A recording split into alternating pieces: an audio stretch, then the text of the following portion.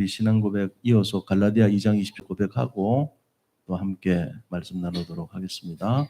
내가 그리스도와 함께 십자가에 못 박혔나니 그런즉 이제는 내가 사는 것이 아니요 오직 내 안에 그리스도께서 사시는 것이라. 이제 내가 육체 가운데 사는 것은 나를 사랑하사 나를 위하여 자기 자신을 버리신 하나님의 아들을 믿는 믿음 안에서 사는 것이라. 아멘. 예, 오늘 우리 이 주기도문에 대해서 함께 나눌 것인데 내용은 다 아는 것이니까 그 속에 있는 의미를 다시 한번 생각하면서 말씀을 나누도록 하겠습니다. 서로 인사합니다. 그리스도는 완전하고 충분하고 모든 것입니다. 네, 한 번 더 인사하겠습니다. 하나님 나라의 기도를 24 누리시기 바랍니다.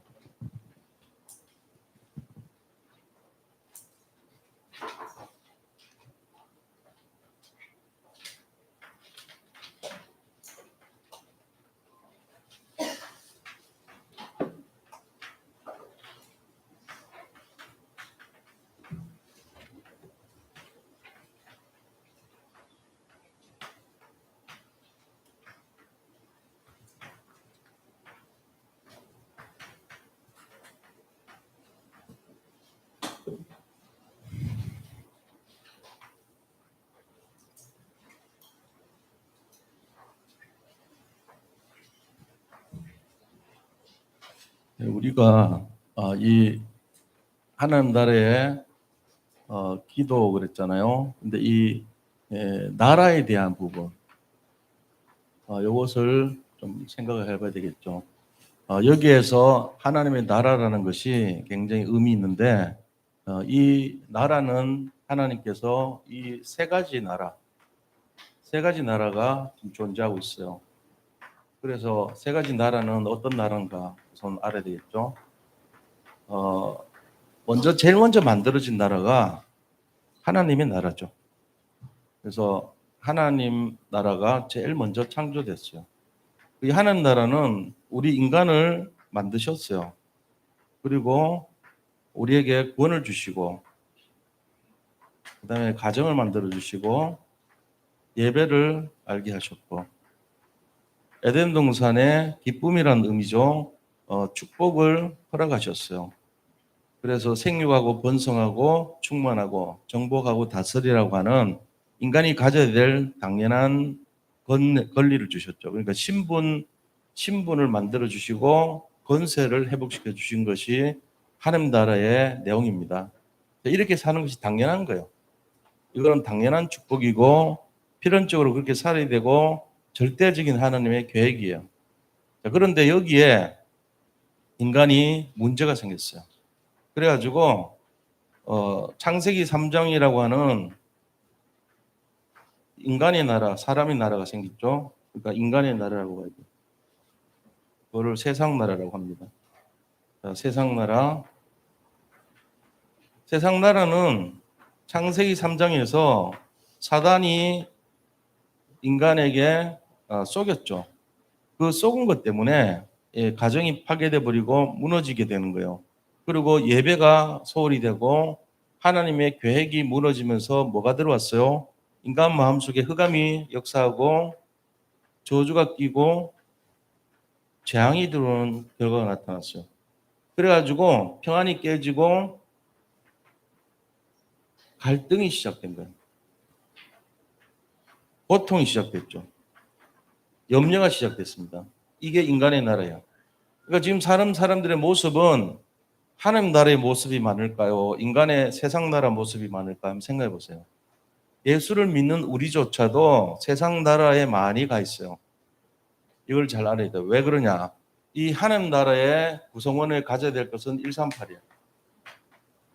사도행전 1장 1절에 그리스도, 하나님의 나라, 오직 성령이 마음과 생각 속에 24시로 자리 잡고 있어요.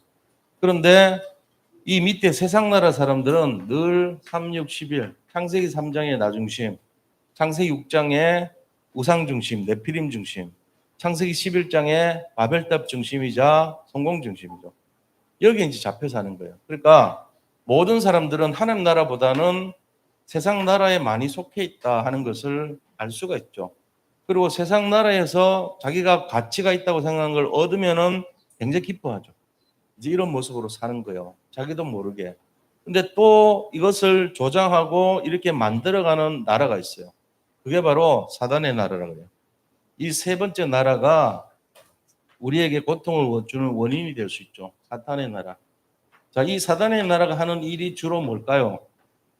베드로전서 5장 8절에 보니까 8절 9절에 보니까 이 내용이 활동의 내용이 나와요. 한번 같이 나눠드린 유인물 보시고 함께 읽어보도록 하겠습니다. 베드로전서 5장 8절 9절 함께 있습니다. 근신하라 깨어라 너희 대적 마귀가 우는 사자같이 두루다니며 삼킬 자를 찾나니 너희는 믿음을 굳건하게 하여 그를 대적하라. 이는 세상에 있는 너희 형제들도 동일한 고난을 당하는 줄을 알미라. 아멘. 자, 이 세상에 있는 세상 나라의 모든 사람들도 고통을 받고 있어요. 원인이요? 사단에 의해서 그렇죠. 사단이 만들어 놓은 게 뭘까요? 이 사탄의 나라에서 우리에게 하는 일이 뭐냐면은 강한 자로 우리 속에 들어와서 집을 지어요. 강한 자라고 하는 것은 우리의 영혼을 뺏어가는 강한 자요. 우리의 영혼력을 망치는 강한 자요. 그게 우리 속에 들어와 가지고 우리에게 고난을 주고 어둠을 가져다 주고 혼돈을 가져다 주고 흑암 혼돈 공허를 가져다 주는 존재예요. 그렇게 하면서 상길자를 찾아서 또 다른 자기의 졸개로 만들려고 들어다니고 있다는 거죠. 그래서 우리한테 견고한 진이라고 하는 불신앙을 심어주고 그 다음에 우리 속에 집을 짓고 요새를 만들고 그리고 궁궐을 만들어서 세상 임금과 세상 신이 그 속에 자리 잡도록 하고 그 다음에 비고 청소됐지만 일곱 귀신이 들어와 버리고 결국은 영적으로 시달리게 만드는 원인이 되는 거죠. 그래서 그 결과 우리가 뭘로 사냐? 율법으로 살아요. 복음이 아닌 율법 속에서 시달리고 살아요. 장악된 거죠. 자, 이게 영적 상태예요. 그래서 이 세 가지 상태를 우리가 잘 이해하고 살아야 됩니다. 사람을 살리는 것이 하나님의 말씀이고 명령인데 우리는 이 세 가지 중에 하나님의 나라에 당연히 살아야 될 우리가 당연하게 살아야 될 권리를 뺏기고 절대적으로 필연적으로 살아야 될 우리 권리를 뺏긴 거예요. 그리고 지금 우리는 그 속에서 시달리고 고통받고 살고 있는 거죠. 그래서 어떤 모습이냐면은 세상의 나라의 모습으로 살아요. 그 문제 속에 파묻혀가지고. 그래서 그 상태는 저주와 재앙이라고 하는 12가지 모습으로 사는 거예요. 그리고 거기에서 갈등이라고 하는 5가지가 스스로 만들어낸 갈등 때문에 전부 17가지라고 하는 불신앙의 모습 속에서 세상 나라의 주인공으로 늘 마음속에는 뭐냐? 3, 6, 11을 꿈꾸면서 살아요. 아, 내가 잘 돼야 되고, 내가 명예로워야 되고, 내가 성공해야 되고, 내가 계속 그 나. 그래서 하나님은 이 나 중심에서 진짜 벗어나서 그리스도 중심 되는 삶이 되기를 소원해서 보내신 분이 예수님이에요. 이걸 잘 보셔야 돼요. 우리는 결국은 이 싸움을 하는 거예요. 사단은 사람들을 이 상태로 가도록 하죠. 사탄이 하는 일을 마귀의 일이라 그러는데 마귀의 일이 뭐고 하나님의 일이 뭔가를 알아야 돼요. 우리는 이 두 가지 사이에 분명히 알아야 되는데 자, 마귀의 일이 뭡니까? 마귀는 마귀의 망대를 세우죠. 그죠? 데블스 바티잔 이렇게 할 수 있잖아요. 사탄즈 바티잔. 그게 마귀의 일이에요. 마귀의 일이 뭔데요? 마귀가 하는 일이겠죠. 그렇게 하면 안 돼. 마귀가 하는 일이겠죠 하면은 뭔지 모르는 거랑 같은데. 마귀가 하는 일이 뭐예요? 마귀가 하는 일을 숫자로 기억하세요. 쉽게. 마귀가 하는 일. 3, 6, 11.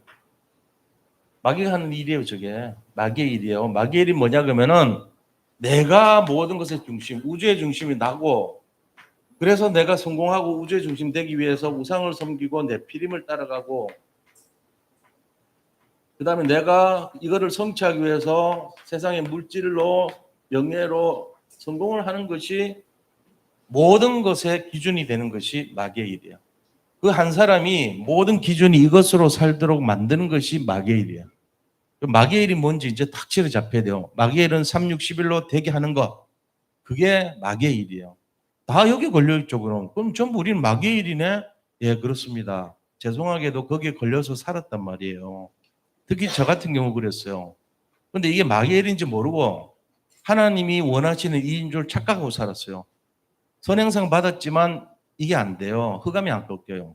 마귀의 일 갖고 안 돼요. 근데 하나님의 일이 뭡니까? 하나님의 일은 사도행전 1장 1절 3절 8절이에요.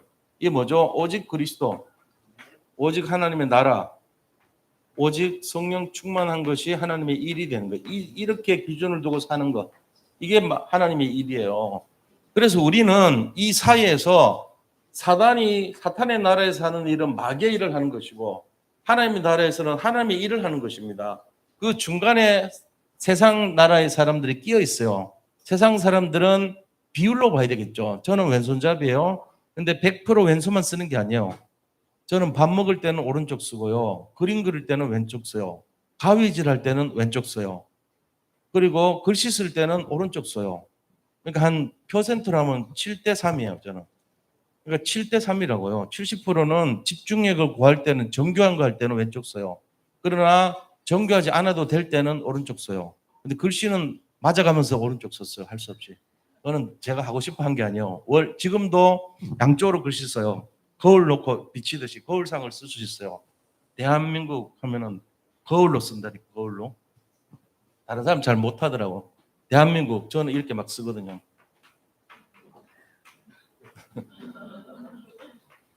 자, 이게 안 되잖아요. 다른 사람 쉽지 않잖아요. 이게. 저는 이게 쓸 수 있어요. 이쪽으로는 한국, 저쪽 방 이런 거울상으로 쓸 수 있다니까.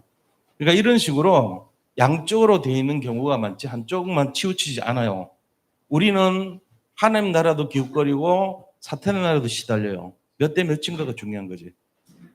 제일 중요한 게 뭐죠? 오직이 되는 거예요. 오직 그리스도. 그러면은 이 사람은 분명히 승리하게 됐습니다. 근데 반반이면요. 갈등하겠죠. 그죠? 만약에 한 10%고 90이 세상 나라께 더 많다. 그럼 그 사람 안 믿는 사람이죠, 뭐. 어쩔 수 없이 이런 상태 되는 거예요. 그러니까 조금만 문제 생기면은, 아이, 교회 안 가. 그 수준이죠, 뭐. 근데 어떤 문제가 와도 교회를 가야지, 예배 드려야지. 그러면 무슨 수단을 부리더라도 예배 참여합니다. 동영상이든 뭐든. 그게 이 상황이에요. 그래서 저는 제가 왼손, 오른손을 합쳐 있는 상태이기 때문에 우리 성도님들도 분명히 섞여 있을 거다. 이렇게 보고 있어요. 그래서 그것이 섞이면 되냐? 안 돼요. 사실은요, 어떤 내가 잘못이 있냐 없냐, 내가 완전하냐 부족하냐 이거를 따질 때는 저는 오히려 때를 좀 묻히는 게 좋다고 봐요. 완전할 수가 없거든요. 왜냐하면 완전하려고 너무 추구하다 보면은 율법에 잡혀요. 내가 이것도 부족한데 어떻게 됩니까? 우리는 될 수가 없어요. 그러니까 조금 목욕을 너무 자주 하지 마시고 한 달에 한 번 하셔도 되고 옛날에는 1년에 한 번 했어요. 명절 때. 그러니까 너무 자주 해가지고 막 매일 때를 밀 정도로 계속하면 피부 상해요. 적당히 때를 묻히고 사는 것도 괜찮다고 봐요, 저는. 왜 그러냐? 우리가 이 미생물한테 접촉을 해가지고 너무 깨끗하고 청결한 게 좋은 것만은 아니에요. 적당히 우리가 바이러스하고 겸해서 살 때 그게 적응할 수 있거든요. 그런 거지. 뭐 막 완전히 내가 막 6시간마다 한 번씩 씻어야 돼. 그럼 그 사람 좀 영적 문제죠. 너무 완벽하게 그러지 마시고 적당히 좀 부족해도 아니 맞아 내가 원래 그런 거지 뭐 발냄새 좀 나도 넘어가세요. 어쩔 수 없는 거예요 그게. 그러니까 그런 정도가 안 되면은 그 편집하고 이상하게 집착하고 이런 정신적인 문제 생깁니다. 영적 문제요. 자 그래서 이 두 가지 사이에서 갈등하지만 이쪽보다는 이게 많다면 기뻐하시면 돼요. 내가 138이 많아. 그래 맞아. 나는 그래도 그리스도야. 이거 하나 잡으면 돼요. 복음은 완전하고 충분하고 모든 것이라는 것이 실제적으로 내가 믿어지면 믿는 걸로 되는 거예요. 그러니까 거기서 시작해야지 그걸 확인하려고 너무 악착같이 해버리면은 진짜 우리가 어떻게 삽니까? 평안이 없죠. 나는 내가 생각해보니까 너무 부정한 거 많아. 그러면 어떡하지? 계속 시달리죠. 평생. 될 때까지 시달립니다. 근데 되는 날이 없을 거예요, 아마. 그러니까 지금 상태를 하나님이 사랑하신다는 걸 인정하고 적당히 때도 묻히고 적당히 좀 안 돼도 되는 걸로 믿고 그렇게 되어가는 점진적으로 되어가고 있어요, 지금. 믿는 순간에 우리가 구원 받잖아요. 그래서 쌓아서 구원 받는다는 게 불교거든요. 불교식으로 믿으면 안 돼. 이미 우리가 영접하고 믿을 때 끝난 거예요. 나머지 거는 지금 뭐 때가 없어지고 있는 중이고 하나님이 알아서 하시겠죠. 구원 받은 거니까 확신을 가지시라고요. 그렇게 해서 이 영적 세계에 대해서 자꾸만 시들리지 말고 그 하나님 나라의 기도가 뭐냐? 주기도문 아닙니까? 주기도문에 대한 내용들이 이걸 이해해야 돼요. 그래서 이 내용 속에서 사단이 하는 일이 뭐죠? 마귀의 일이잖아요. 마귀의 일의 내용이 뭐라고요? 불신앙. 그리고 집 짓고, 그 다음에 궁궐을 만들고, 그리고 7 귀신 들어오고, 청소됐는데도, 그리고 아울러 우리한테 경관, 진, 요새, 그리고 우리 속에 있는 율법, 이것 때문에 자꾸 걸려들잖아요. 그러니까 이 5가지가 마귀가 계속 하는 일이에요. 이거를 이길 수 있는 유일한 길이 뭔가만 알면 돼요. 누구죠? 이걸 이길 수 있는 유일한 길. 그게요. 그게 나라의 임하심이에요. 나라야, 나라. 이 의미의 나라. 이 의미의 나라는 그리스도의 나라, 하나님 나라예요. 그 나라가 임하면은 끝나버려, 이게. 이게 다 끝나요. 불신앙도 끝나고, 집도 끝나고, 궁궐도, 7 귀신도, 경관, 진도, 그 다음에 날 속에 있는 율법도 다 끝나버리는 키가 뭐냐? 나라 임없심에 그란 말이에요. 그러니까 이 주기도문은 굉장한 거예요. 내 근본을 바꾸고 치유하는 능력이 주기도문 속에 있죠. 나라 임없심이니까. 내 속에 있는 모든 17가지 이 불신앙을 한꺼번에 꺾을 수 있는 유일한 길, 그리스도. 이걸 잡고 누리시기 바랍니다. 이게 24되면은 그 사람은 완전 축복된 인생이 되는 거예요. 그러니까 우리가 복잡하게 뭘 분해하고 분석해서 아는 게 아니고, 아, 그리스도가 답이구나. 그게 나라의 임없음의 핵심이에요. 내가 지금 안 되는 이유가 뭐예요? 나라가 임하지 않아서 그렇죠. 그리스도가 내 주인이 안 돼서 그런 거예요. 만약에 그리스도가 내 생명이 되고 주인이 됐다면 어떤 문제 와도 상관없어요. 당연히 승리하게 돼 있죠. 이 비밀 속에 승리해야 됩니다. 자, 그래서 오늘 이 내용을 좀 서론적으로 아시고, 우리는 3가지 나라에 살고 있는데 어느 나라가 내 나라냐 하면은 우리는 하나님 나라의 소속이에요. 그런데 세상 나라도 좀 걸쳐 있어요. 근데 때가 좀 묻어도 넘어가야 돼. 내 소속이 뭔가를 알아야 되고, 내 이 모든 불신앙을 꺾을 수 있는 유일한 길이 뭔가를 알고 있으면 됩니다. 그게 그리스도라는 것을 믿으면 실제로는 안 됐잖아요. 누가 됐어요? 한 번 될 사람 없어요. 우리 인간은요, 육을 입고 있기 때문에 죄성을 다 갖고 있어요. 그러니까 예수 믿는 순간에 제가 끝난 걸로 믿어야지, 내가 그걸 막 확인하려고 그러고 해보세요. 늘 죄지 뭐. 죄 아닌 지은 사람 누가 있어요? 다 죄를 짓고 살아요. 그러나 우리는 법적으로 죄인이 아닙니다. 죄가 없습니다. 법적 죄인이 없어요. 로마서 8장 이전에 이는 그리스도 예수 안에 있는 생명의 성령의 법이 죄와 사단의 법에서, 사망의 법에서 너를 해방했음이라 했잖아요. 만약에 틀리면 해방될 것이다 해야 되잖아요. 해방될 것입니까? 해방됐잖아요. 성경에 있는 말씀 믿으셔야 되죠. 그리스도 예수 안에 있는 자에게는 결코 정죄함이 없노니. 해방됐습니다. 믿으시기 바랍니다. 끝났어요. 더 이상 거기에 집중하지 마시고 집착하지 마세요. 이것만 알면 돼, 오늘. 아, 모든 17가지가 그리스도면 끝나는구나. 그게 하나님 나라가 임한 거예요. 여기서부터 시작해야 돼요. 그래서 오늘 본론에 들어가서, 그렇다면은 우리가 왜 주기도문을 통해 가지고 그 응답과 축복이 왜 우리한테 와야 되는가? 그리스도의 축복과 응답이 나한테 오면 되잖아요. 그게 주기도문 아닙니까? 이 주님의 기도가 누가복음 11장에도 있고요. 오늘 마태복음 6장에도 나와요. 2군데 나와요. 성경에서. 그런데 누가복음 11장에 보니까 이 세례 요한도 기도를 가르쳐 줬는데, 예수님 우리도 기도를 가르쳐 주세요 하니까 이걸 가르쳐 주셨단 말이에요. 그런데 그 내용이란 것이 결국은 뭐냐? 나라가 임하고 우리가 일용할 양식을 먹고 업에 대한 거잖아요. 그리고 내 죄를 용서받고, 그리고 모든 권세가 하나님께 있다는 것을 고백하는 거잖아요. 그러니까 그리스도 임하면 끝난다는 것에 대한 고백을 늘 하는 거예요. 그러니까 그 핵심이 뭐냐? 그리스도예요. 딴 게 아니고. 그러니까 우리가 그 그리스도를 집중하는 것이 주기도문이다 알면 되죠. 그래서 그런 내용으로 왜 그러면 그 그리스도의 응답이 우리에게 오냐?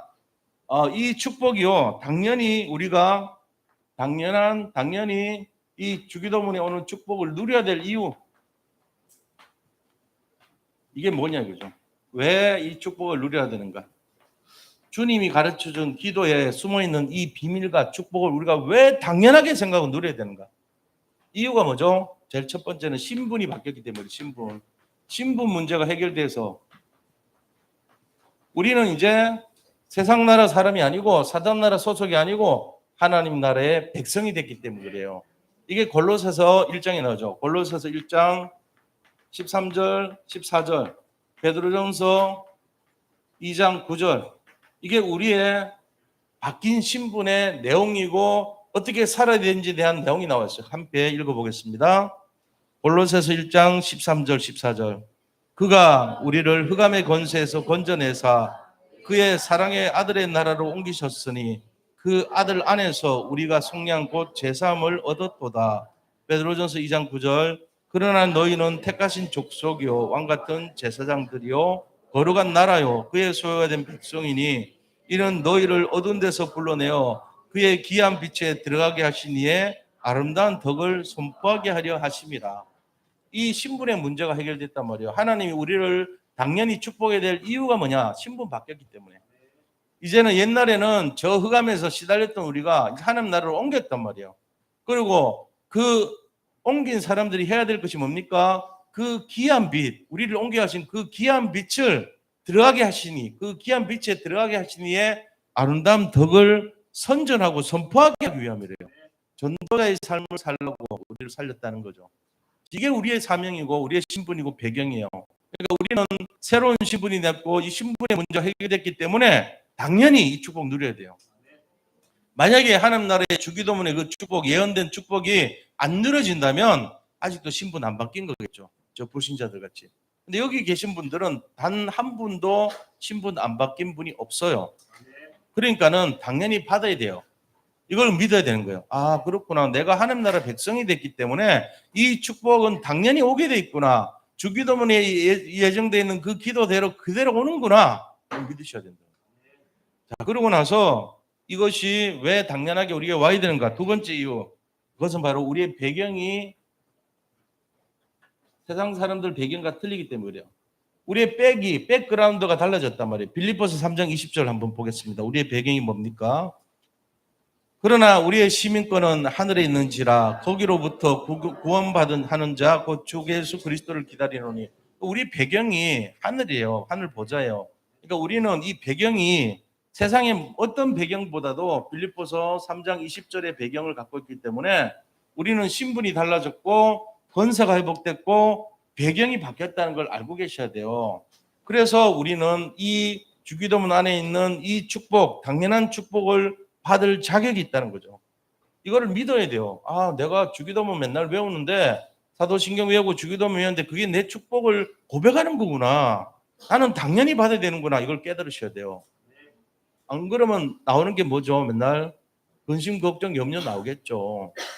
우리 이제 제가 살아오면서 겪은 게 많이 이제 저는 질병 문제도 있었고 우리 가정 전체가 막 경제 문제도 있었고 우리 아버지가 이제 은행 다니셨는데 우리 형 빚보증 섰다가 이제 아버지 그 월급이 차압돼 가지고 돈을 계속 몇 년 동안 못 받아왔어요. 그럼 뭐 어떻게 먹고 살아요? 우리 어머니가 돈 하나도 못 벌었는데 바느질하고 진짜 삭바느질하고 그다음에 뭐 편물 같은 거 이렇게 막 뜨개질하고 하숙치고 이래가지고 우리 먹고 살았어요. 그리고 다 키우고 시골에서. 그러니까는 내가 보니까 굉장히 힘들게 살았잖아요. 제 마음에. 그러니까 정말 오지가 안 되면 살 수가 없을 정도로. 근데 우리의 마음속에 뭐가 각인되냐면은 야 정말 돈을 벌어야 되겠구나. 세상에 어떤 것보다도 저렇게 빚지고 살면 안 되겠구나. 그럼 나는 왜 이렇게 질병이 걸려서 나는 왜 이렇게 힘드냐. 이게 막 각인되더라고요.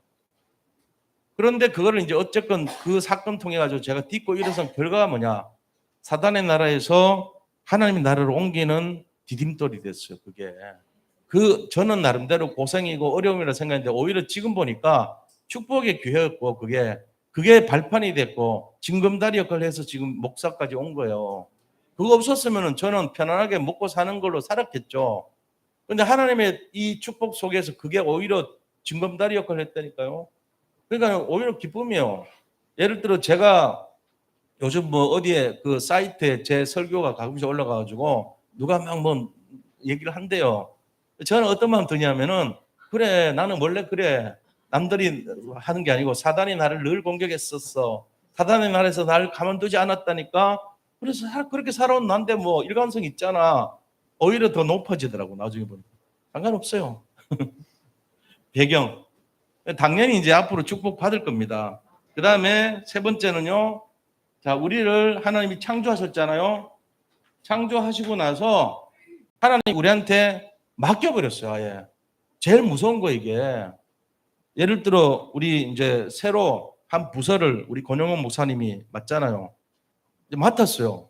근데 내가 만약에 못 믿으면 어떻게 했어요? 계속 모니터하고 지적하고 이렇게 하라 저렇게 하고 조급하고 막 그러겠죠. 근데 제가 그게 아니에요. 편안한 거 있죠. 아까도 메시지 들어보니까 와, 야, 나보다 낫구나 싶기도 하고 청출어람이라고 은혜가 되더라고요. 내가 보면서 준비도 잘하고 얼마나 이렇게 잘 인도를 받고 있는지 나름대로 최선을 다해요. 새벽에 어제 막 늦게까지 제가 준비한 거 알거든요. 잠도 거의 못 자다시피 하면서 이렇게 집중을 하고 우리 교회를 굉장히 사랑하니까 그런 마음으로 또 아이들을 사랑하니까 그렇게 하는 모습 보면서 제가 무슨 생각 들겠어요? 든든하죠, 마음에. 그렇잖아요. 그러니까 뭘 해요? 맡기는 거예요. 왜? 맡길 수 있잖아요. 이 창조하시고 맡겼단 말이에요. 맡긴 증거가 어디 있죠? 창조하시고 우리한테 맡긴 증거가 있어요. 창세기 여기에. 창세기 1장 26절에서 28절. 자, 우리 차를 새로 샀는데 벤츠를 샀어. 내가 우리 아들한테 너 이제부터 뭐라 맡기고 다녀. 못 믿으면은 얘는 맨날 사고 쳐 이러면은 못 맡기죠. 근데 맡기는 거예요. 하나님은 우리를 어설픈 거 아는데도 맡겼어요. 세상을 맡겼다니까요. 한번 같이 읽어보겠습니다. 창세기 1장 26절에서 28절. 하나님이 이르시되 우리의 형상을 따라 우리의 모양대로 우리가 사람을 만들고 그들로 바다의 물고기와 하늘의 새와 가축과 온 땅과 땅에 기는 모든 것을 다스리게 하자 하시고 맡겼어요. 하나님이 자기 형상 곧 하나님의 형상대로 사람을 창조하시되 남자와 여자를 창조하시고 하나님이 그들에게 복을 주시며 하나님이 그들에게 이르시되 생육하고 번성하여 땅에 충만하라 땅을 정복하라 바다의 물고기와 하늘의 새와 땅에 움직이는 모든 생물을 다스리라 하시니라. 맡겼습니다. 하나님이 창조하신 모든 창조물을 우리한테 맡겨버립니다. 그러니까 우리가 이 명령대로 지금 창조 명령, 문화 명령이라 그래가지고 정말로 우리가 다스리고 하잖아요. 만물의 영장, 최고가 돼가지고 이거 하고 있잖아요. 이 세 가지 기억하세요. 내가 왜 당연한 축복을 받아야 되는가? 이유, 신분의 문제, 배경의 문제, 그 다음에 맡기시는 문제. 이 세 가지가 나한테 있단 말이에요. 근데 응답 없으면 그거 이상한 거죠. 그러니까 자신감 없는 사람은요, 뭘 모르냐? 복음을 모르는 거예요. 주기도문 안에 이미 다 그 원리가 다 숨어 있잖아요. 다 맡기신 거예요, 하나님이. 그러니까, 아, 그렇구나. 세상을 다 맡기셨구나. 내가 이걸 받을 자격이 있구나. 당연한 축복이구나. 해보게 됩니다. 주기도문이 아니고 우리가 이 속에서 복음을 잡고 언약을 잡아야 돼요. 그래야지 뭐 이렇게 외우는 게 중요한 게 아니에요. 그 속에 있는 실제 본질이 뭔가를 알아야 돼요. 본질은 뭐냐? 나는 신분 바뀌었다. 하나님 자녀고. 그다음 나는 배경이 하나님 나라 배경이고 나는 하나님이 나를 창조하시고 맡기셨다. 맡기셨다는 거 이거 믿으셔야 돼요. 맡기셨다는 게 부족하면 어떻게 되죠? 입에서 나오는 게 나는 늘 부족해. 나는 모자라. 나는 때가 많이 묻었어. 하나님이 나를 맡기셨는데 못 맡긴 것처럼 착각하겠죠. 그죠? 그 뭐예요? 내가 나를 못 믿어. 내가 나를 못 믿어. 벗어나시기를 축복합니다. 하나님이 이미 다 부족함이 없도록 신분 문제 해결해주고 배경까지 해결해주고 백그라운드까지 만들어 놓고는 맡겨버렸어요. 그러면 아멘하고 가면 돼요. 하면 된다니까요. 시간 지나면 어떻게 돼요? 되겠죠. 제 성격을 보고 어떤 분이 그러더라고. 제발 좀 그렇게 성급하게 하지 말라고. 우리 자식을 이렇게 이뻐하고 너무 이뻐하는 모습 보고 천천히 하래요. 된다고. 내가 맞습니다. 미안합니다. 그랬지. 그러니까 이게 복음이 돼야 됩니다. 복음이 체질 안 되면은 내 속에 있는 게 막 나오잖아요. 급한 게. 근데 진짜 복음 되면요. 기다릴 줄 알아요. 하나님이 우리를 보셨듯이 자연이 우리를 볼 때 우리가 자연의 모든 것을 다스릴 수 있는 권한이 있습니까? 없잖아요. 우리가 막 나무를 베기도 하고 나무를 심기도 하고 그럴 자격이 있나고요. 솔직하게. 근데 하잖아요. 우리가. 아무런 생각 없이 하잖아요. 하나님이 우리를 맡겼기 때문에 하잖아요. 하나님이 우리를 맡기고 다스리라, 생육하고 번성하라, 땅을 정복하라. 그렇기 때문에 하는 거예요. 근거가 거기 있어요. 너 왜 나무를 베 함부로? 너 왜 나무를 심어? 그러네 진짜. 내가 왜 하지? 말씀에 있기 때문에 하는 거예요. 말씀에 생육하라, 번성하라, 충만하라, 정복하라, 다스리라 했으니까. 하나님이 나한테 맡겼으니까. 내가 그 직무를 담당하려고 하는 거예요. 농사를 씨를 뿌려라. 때가 되면 거둬라. 무슨 자격으로요? 하나님이 했잖아요. 심어라, 거둬라 다 하셨잖아요. 신분 바꿨고 권세 회복됐고 배경이 하나님 배경이고 그 다음에 맡겼으니까. 이것만 하나 깨달아도 하나님이 주신 축복, 예비된 축복은 당연히 나에게 온다. 성경에 있는 모든 축복이 나에게 당연히 온다. 믿고 살 겁니다. 걱정할 필요 있어 없어요? 걱정하는 것이 이상한 거예요. 걱정하는 사람은 뭔 얘기냐면은 하나님 그래도 나는 하나님 못 믿겠어요. 하나님 무슨 능력이 있겠어요? 내 문제는 커요. 하나님 어떻게 내 문제 해결해요? 이거예요. 그렇게 살면 안 되겠죠. 그죠? 하나님 모든 걸 다 준비해 놓고 너 신분 바꿔줬다. 내가 네 배경이다. 그리고 너에게 맡겼다. 예, 아멘. 좀 죄송합니다. 제 부족한데. 그래도 내가 이거 믿고 갈게요. 이거 맞죠. 자, 그러면 그걸 해야 되는데 두 번째, 어떻게 이거를 하겠냐 이거죠. 이 하나님 주신 축복과 응답을 우리가 어떻게 누려야 되냐. 이 축복은 하나님의 나라란 말이에요. 이 하나님 나라의 축복을 어떻게 누리냐. 하나님 나라의 축복이죠. 자, 이게 중요한 거예요. 우리한테 맡기고 배경, 신부 배경 바꿔줬는데 어떻게 누리냐. 그냥 누리면 돼요. 근데 구체적으로 어떻게 누려야 되겠죠? 자, 우리가 해야 될 일이 있어요. 그래도 우리가 해야 될 일이 뭐죠? 열심히 노력해야 됩니까? 사람들이 열심히 노력합니다. 노력하면 안 돼요. 진짜로 힘 빼야 돼요. 진짜 뭐 해야 되냐? 기도하셔야 돼요. 기도. 그게 제일 중요한 거예요. 그래서 기도가 모든 것이다. 이 하나님 나라가 임하도록 기도하는 것이 모든 것입니다. 그래서 요한복음 14장 16절에서 18절에 보니까 보혜사 성령이 나한테 들어오도록 그러면 된다는 거죠. 한번 같이 읽어보겠습니다. 내가 아버지께 구하겠으니 구한다 그랬어요. 그가 또 다른 보혜사를 너에게 주사 영원토록 너희와 함께 있게 하리니 그는 진리의 영이라 세상은 능히 그를 받지 못하나니 이는 그를 보지도 못하고 알지도 못함이라. 그러나 너희는 그를 아나니 그는 너희와 함께 거하시며 또 너희 속에 계시겠습니다. 내가 너희를 고아와 같이 버려두지 아니하고 너희에게로 오리라. 아멘.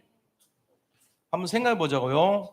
자, 우리가 주일날 이제 한번 1시간 딱 예배 드리고 가요. 그거 하고 24시간 하나님이 같이 생활하는 거하고 몇 배 차이 나요? 24배 차이 나요. 1시간 예배 드리는 것보다는 24시간이 훨씬 영향이 크겠죠. 그러면은 일주일에 한 번 예배 드리는데 1시간 예배 드려요. 그거 하고 일주일 내내 24시간, 24시간 일주일 동안 같이 있는 거. 그러면 일주일이 얼마죠? 24 곱하기 7 하면 144시간이에요. 실제로는 144대 1인 거예요. 자, 이게 1년이 가면 어떻게 되겠죠? 1년 가면 곱하기 52주 해야 돼요. 그러면 어마어마한 차이 나겠죠? 지금 계산은 안 돼요, 제가. 그 정도 머리는 아니에요. 근데 하여튼 144 곱하기 52를 해요. 그럼 어마어마한 거죠. 근데 일주일에 한 번 1시간씩 예배 드리면요. 52시간이에요. 그러니까 52시간 하고 이 144 곱하기 3, 52주 하는 거. 그러니까 52에 몇 배가 되겠죠? 한 140배 정도 차이 나요. 그죠? 우리가 1년 예배 드리는 시간하고 140배 정도의 차이가 이 함께요. 예수님이 우리와 함께 하는 거는 엄청난 차이죠. 그렇게 보면은. 그게 미션홈의 비밀이고요. 예수님이 사역하셨던 3년 반의 동거의 비밀이에요. 함께 하시고 동거하고 같이 다녔어요. 엄청난 비밀이에요, 이게. 그러니까 우리가 만약에 이제 언어를 배우려고 그럴 때도 함께 해버리면 제일 빨리 늘죠. 함께 하면서 모든 게 배우는 거예요. 식사할 때도 배우고, 잠잘 때도 배우고, 심지어는 일어날 때도 배우고, 걸어갈 때도 배우고, 이제 물질 살 때도 배우고, 모든 게 다 배우는 거잖아요. 함께 하는 것만큼 빨리 습득하는 게 없어요. 근데 시간 내서 학원 가가지고 일주일에 한 번씩 1시간 배우면요, 굉장히 늦게 배우겠죠. 그러니까 이런 원리로 본다면은 미션홈 개념처럼 하는 게 뭘까요? 보혜사 성령이 임마누엘 하는 거예요. 그러니까 내가 하나님과 예배드린 거 말고 나하고 함께 하는 게 지속되면은 그 사람은 영적 썸이 됩니다. 그게 원리가 기도예요. 그래서 기도 24는 굉장한 원리예요. 비교가 안 되는 원리죠. 우리가 인생에 있어가지고 예수님과 함께 한다는 것은 예수님의 모든 것이 내 속에 스며들고 영향을 끼치고 살아나는 방법이에요. 유일한 방법. 안 그러면 일주일에 한 번 예배 드려가지고 내가 바뀌겠어요? 나가면서부터 착 끼어들게 하면 욕이 먼저 나오는데, 아이고 왜 이러십니까? 이런 사람도 없어요. 욕 나온다니까 그냥. 아이고 이게 뭐야, 이것도 아니야. 그냥 욕 나온다니까요. 그게 우리의 상태예요. 근데 진짜로 그리스도라고 하는 그 호수에 우리가 뛰어들어 버리면 어떻게 되죠? 24가 되는 거죠. 그리스도의 24가 되면은 내 모든 삶이 그리스도화 되는 거예요. 그게 복음화죠. 체질이 완전 각인 뿌리 체질이 완전히 바뀔 수밖에 없어요. 이 상태가 바로 기도란 말이에요. 그러니까 이 기도는 어마어마한 거예요. 기도는 24, 25 영혼이라고 하는 이 비밀이요. 우리 인생에 진짜로 누려진다면은 우리는 예수님과 함께하는 어마어마한 썸 인생이 될 축복의 응답의 시간표가 될 수밖에 없다. 그래서 그리스도가 하나님의 나라가 어떻게 임해야 되냐? 나라 임하옵시며 하면 돼. 임해야 돼요. 어디 임하죠? 내 안에. 이게 중요한 겁니다. 우리가 일주일에 한 번씩 찾아가는 게 아니고 내 안에 임하면 돼요. 자, 내 안이 어디죠? 나의 영혼육이죠. 나의 영과 혼과 육에 임해버리면 돼요. 그래서 심지어는 뇌에 임하고 내 몸에 임하고 내 마음에 임하고 생각에 임하고 내 모든 감정에 임하면 돼요. 그게 하나님이 나한테 함께하는 것이고 놀라운 축복이고 변화가 일어날 수밖에 없는 내용인 것입니다. 일주일에 한 번 아니라 30분 앉아 있어도 변화되는 비밀이에요. 이게 계속 함께 하시는데 뭐 함께하고 계속 살아가잖아요. 여기 와서 예배 드린 건 뭐죠? 일주일 동안 그 살았던 것을 확인하는 시간, 확인. 아, 맞아. 요번에 이런 응답이 있었고 난 너무 행복했어요. 확인하는 시간, 영광을 돌리는 시간이 이 예배 시간이 돼요. 그래야지 예배에서 답 찾아가지고 일주일 버티는 시간 되면 안 돼요. 그럼 힘들어요. 그게 아니고 이 예배 시간 이후에부터 다음날 예배 시간까지가 전부 하나님과 함께하는 시간이 돼요. 그게 진짜 비밀이에요. 이거 알면은 미션홈이란 게 뭔지 알죠? 아이들하고 계속 함께하고 우리 권영원 목사님은 그러더라고. 아유, 초등부에 부모님들이 좀 허락을 하면 나중에라도 뭐 조만간에라도 미션홈 여기서 여기 넓은 공간이 있잖아요. 여기서 같이 자고 아이들한테 복음 전하고 함께하고 이렇게 해야 되겠다고. 그럼 좋죠. 지금 군의를 가면은 거기에 이제 마약하는 사람들이 많이 모여서 30명 정도 자고 있거든요. 먹고 자라요. 그럼 그 사람들은 보세요. 다른 병원 가면은 그냥 그렇게 케어를 못 해요. 근데 계속 상담해 주죠. 문제 있을 때마다 거기에 대해서 대처를 해 주죠. 그리고 치유를 해 주죠. 수요 예배, 금요 예배, 새벽 기도까지 전부 말씀 공급해 주죠. 특별하게 그 사람들에 대한 특별한 미중모라 해가지고 그 미래 중자 모임에 대해서 예배 드리죠. 그 다음에 그 이제 회복자라 그래. 회복자에 대한 메시지 따로 주죠. 그렇게 치유한 데가 있나고요. 전국과 세계 어디를 봐도 그렇게 하는 데가 없어요. 그리고 그걸 하는 사람에게 얼마 줘야 되죠? 돈을 준다면은 24시간 근무인데 얼마 줘야 돼요? 어마어마하게 돈 줘야 되겠죠. 미국 같은 데는 무슨 예를 들어 아기 하나 낳는데도 막 2천만 원, 3천만 원 하고 그다음 그거를 만약에 수술해서 나오면 8천만 원 나오고 이래요. 한번 갔다 나오면 그러면 아기 낳고 같이 굶어 죽어야 돼. 그렇잖아요. 근데 이제 힘들게 사는 사람 도와서 복지가 잘 돼 있어서 그렇지 제대로 다 갖추고 하면요. 1년 돈 번 거 그냥 안깨난 거 다 털어야 된다. 이게 보통 일이 아니에요. 미국이란 데는 잘해주는 데도 있지만 진짜 힘들어 빠듯해요. 우리나라보다 굉장히 월급도 센 것 같은데 실제로 보면은 굉장히 힘든 구조로 돼 있단 말이에요. 그것처럼 우리가 만약에 이 함께하는 비밀이 없다면 우리 인생은요, 내 힘과 내가 어떤 능력으로 내가 그걸 깡으로 악으로 버티는 것처럼 되면 안 돼요. 신앙생활 그렇게 하면 안 돼. 그러니까 여기 예배 드리고 나서 나머지 시간 전체가 완전히 누리는 시간 돼야 돼요. 그 비밀이 뭐요? 24 기도란 말이에요. 그게 그거 아니면은 그 사람 기도 안 하면 시달리는 게 증거겠죠. 답답한 일이 늘 생기겠죠. 자기 힘으로 능력으로 해결 안 되는 일이 날마다 일어나겠죠. 그리고 교회 와가지고 그 문제 해결해 보려고 듣는데 그때뿐이죠. 지속 안 되죠. 왜? 기도의 비밀을 얻고 24 비밀이 없으니까. 근데 이 비밀을 알면요. 그때부터 행복이 와요. 문제가 없어져 버려요. 문제였는데 왜 없어지지? 이렇게 되는 거예요. 제가 오늘 드리는 말씀 잘 들으셔야 돼요. 어떻게 누리냐? 기도. 기도 24, 25 영혼. 그게 내 안에, 그리고 내 삶에, 그리고 우리의 업에, 산업과 학업과 내 어떤 직장에 임해야 되죠. 그래야지 행복이 오는 거예요. 우리가 업 따로 삶 따로 하면 안 돼요. 나라 임하시고 그다음에요. 내게 먹을 것을 달라고 그랬잖아요. 일용할 양식을 주시옵소서. 업에 임해야 돼요. 우리가 늘 업에 대해서 마음이 많거든요. 아브라함까지도 무엇을 먹을까 살다에 늘 잡혀 있었어요. 그래가지고 하나님 말씀도 안 듣고 막 세상 말로 개기고 막 이러다가 하나님이 진노하니까 그제서야 움직였는데 또 가면은 애굽에 막 갔더니 그 가나안에 갔더니 기근이 있으니까 또 애굽으로 가고 또 불신앙하고 계속 뭐 하는 얘기예요. 뭐 먹고 살지 뭐 먹고 살지 이것만 살았다고. 왜 그랬을까요? 함께하지 않아서 그래요. 근데 아브라함이 말씀을 따라가고 그다음부터 말씀에 순종하기 시작했을 때 그는 예배가 회복된 거예요. 마무리 상술의 숲을 앞에서 예배를 드리고 단을 쌓았더라. 그러고 나서 아브라함 인생은요, 롯과 결별하면서 뭐 먹고 살지에서 어떻게 하면 언약을 성취하지로 바뀌었어요. 바로 이 상태죠. 이거는 뭐 먹고 살지요, 마귀일. 근데 하나님의 이름 어떻게 하면 언약을 성취하지 이걸로 바뀐 거예요. 아브라함 영적 상태가 바뀌니까 아브라함은 진짜 믿음의 조상이 되고 모든 게 형통 인생이 되고 완전히 서밋 인생이 된 거예요. 이게 하나님 나라의 일이에요. 그래서 그거 얘기하는 거예요. 어떻게 누리나? 기도해야 됩니다. 기도. 기도가 우리 속에 모든 것이 돼야 돼요. 내 안에, 내 삶에, 내 업에. 이거 되면 끝난다니까요. 그렇게 해서 정말로 이거를 우리가 누리는 삶이 되어야 됩니다. 그리고 예수님께서 뭐라고 얘기했냐면요. 이 하나님의 나라가 임하도록 실제적으로 777 기도하라고 그래서 777 기도. 777 기도가 뭐죠? 7망대, 7여정, 7이정표잖아요. 이 말은 풀면은 너희는 이 말이에요. 너희는 7망대죠.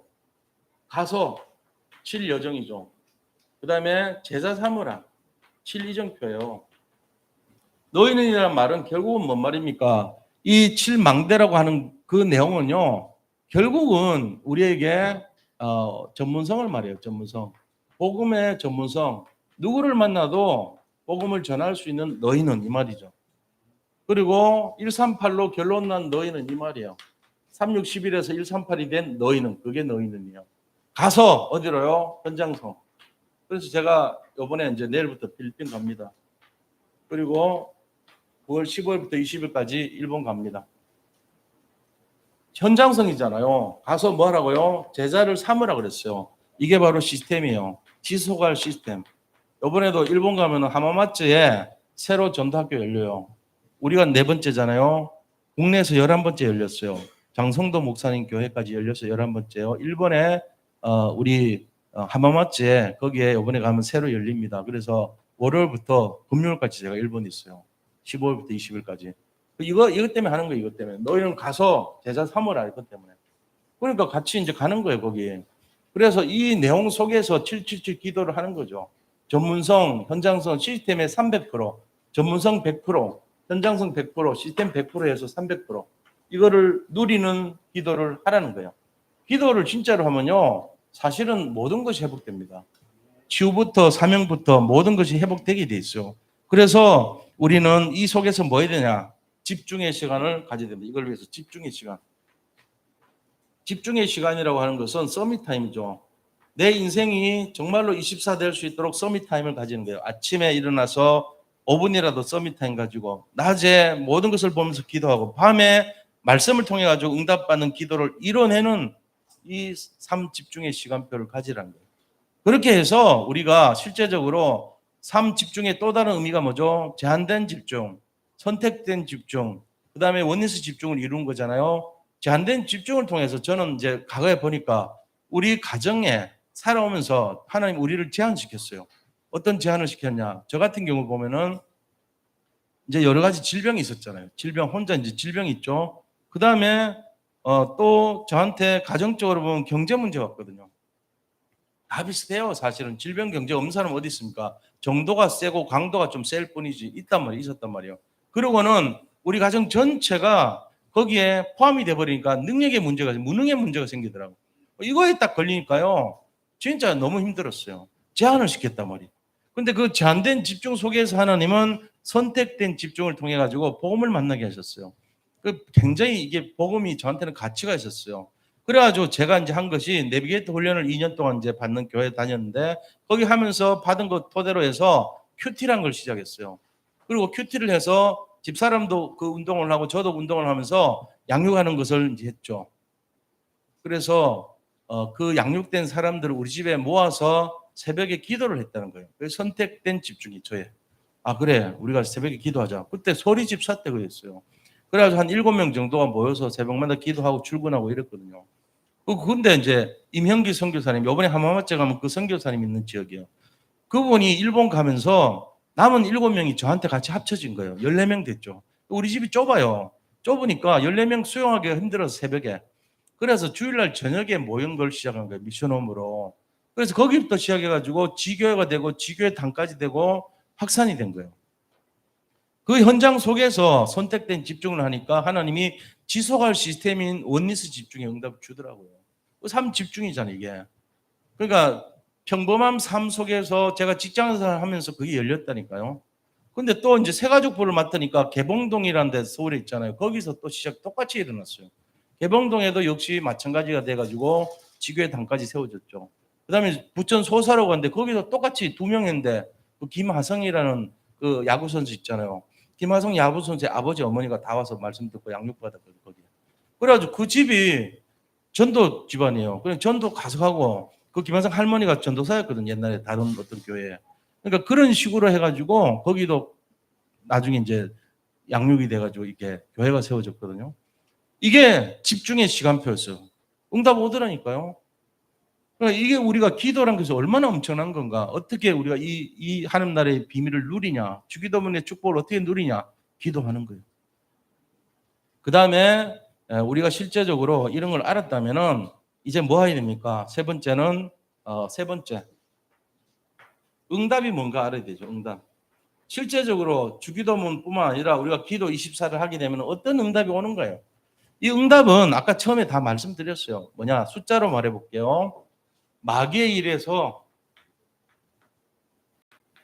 361에서 하나님의 일, 하나님 나라의 일로 바뀌는 응답이 와요. 138로. 결국은 우리의 영적 상태가 바뀌는 것이 최고 응답이거든요. 저는 이걸 응답으로 봐요. 다른 게 응답 아니에요. 뭐 물질 생기고 성공하고 뭐 어떻게 잘 먹고 잘 사는 게 응답 아니고요. 마귀의 일로부터 하나님 나라의 일로 바뀌는 게 응답이에요.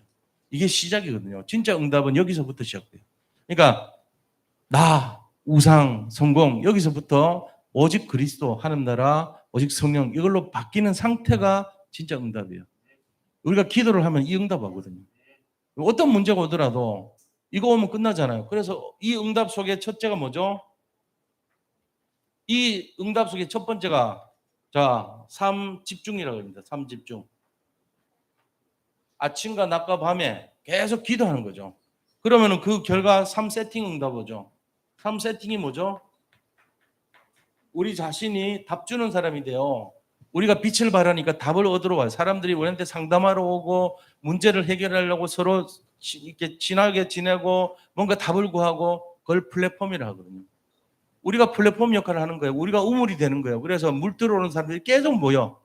우리가 한 공항이 돼요. 그래서 비행기 타러 온 사람이 우리한테 계속 올 수밖에 없어. 플랫폼 역할을 하는 거예요. 그 다음에 우리가 파수망대가 돼요. 파수꾼이 되는 거예요. 그래서 이 사람들을 살리고 지키고 보호하는 일을 해줘요. 그러고 우리가 소통하는 자가 돼요. 하나님하고 안테나 역할을 하는 거죠. 그걸 삶 세팅이라 그래요. 자, 그러고는 우리에게 어떤 응답이 오냐면은 삶 응답이란 거죠.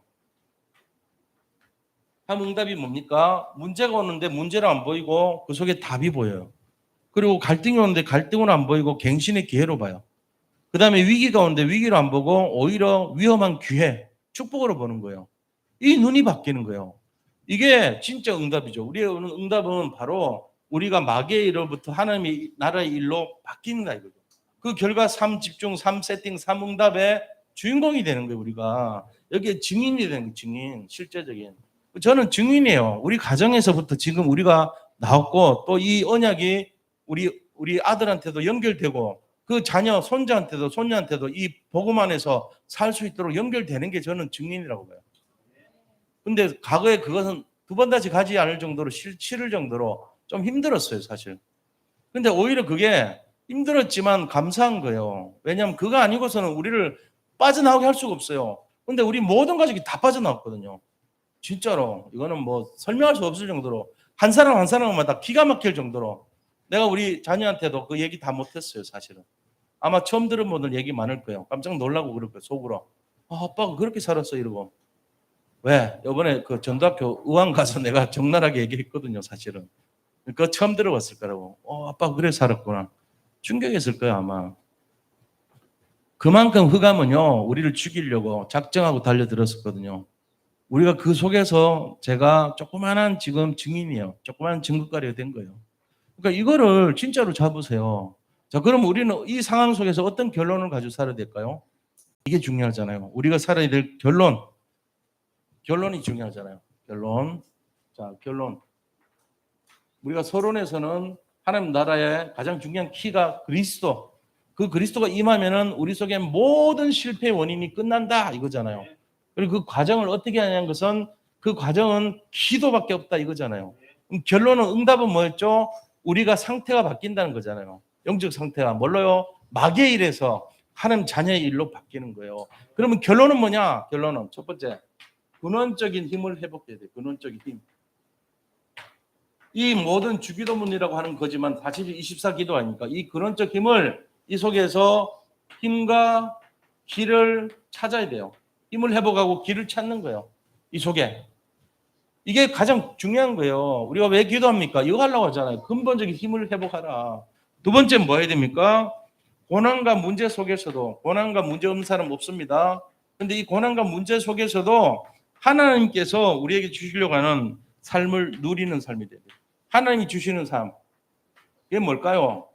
전도자 인생이죠. 하나님이 원하는 언약을 성취한 인생이 돼야 돼요. 고난과 문제는 흑암이 역사죠. 사단은 마귀의 일이에요. 그게 바로 나를 좋게도 하고 나쁘게 돼. 좋게 하는 거는 돈 많이 주고 성공시켜가지고 거기에 잡히게 살고 그게 최고인 것처럼 누리게 살는 것처럼 꾸미게 살아서 언약을 놓치게 만드는 거예요. 자, 두 가지 방식이 있는데 너무 힘들게 해서 언약 놓치게 하는 방법도 있고 아니면 너무 좋게 해가지고 언약 놓치게 하는 것도 있어요. 근데 다 썩는 거예요. 진짜는 뭐죠? 언약을 잡는 거예요. 누리는 삶은 언약을 잡을 때 오는 축복입니다. 고난과 문제는 오히려 기회입니다. 속으면 안 돼요. 저는 약간 어려운 속에서 이 축복 언약을 잡았지만 또 너무 잘된 속에서 언약 잡는 사람도 있겠죠. 사명이 있는 사람들은. 근데 이 두 가지 속에서 둘 다 썩는 경우도 있어요. 썩는 게 더 많아요. 세상 것으로 잘 떼는데 거기에 도취되고 잡히면은 하나님과는 맞지 않아요. 세상과 맞아버리면서 언약을 놓치게 되죠.